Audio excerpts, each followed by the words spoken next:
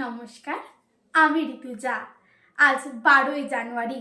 এই দিনটিকে উপলক্ষ করে আমার নিবেদন কবি ভবানী প্রসাদ মজুমদারের লেখা কবিতা আলোর দিশারি স্বামী বিবেকানন্দ।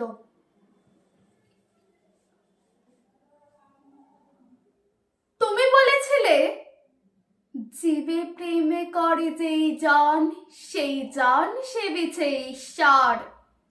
কাউকে বলনি ওরা নিচু জাত, যা যা দূরে যা, ইস সর।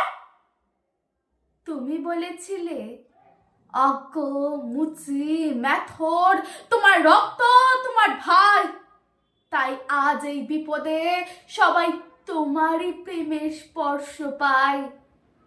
তুমি বলেছিলে আলো নিয়ে এসো সকলের কাছে, আলো নিয়ে চলো।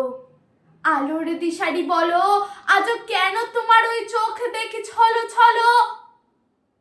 তুমি বলেছিলে টাকাতে কিছুই হয় না, নামেও না যশেও না, বিদ্যাতেও কিছু হয় না, শুধু ভালোবাসাতে সবই হয়।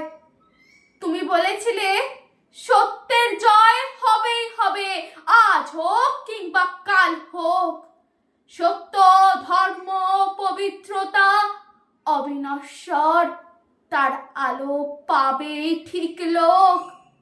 তুমি বলেছিলে তোমরা সবাই পড়ছো মাতৃদেব ভব পিতৃদেব ভব। আমি বলি দরিদ্র দেব ভব মূর্খ দেব ভব। এদেরকে দেবতা মেনে ধন্য হব। নমস্কার।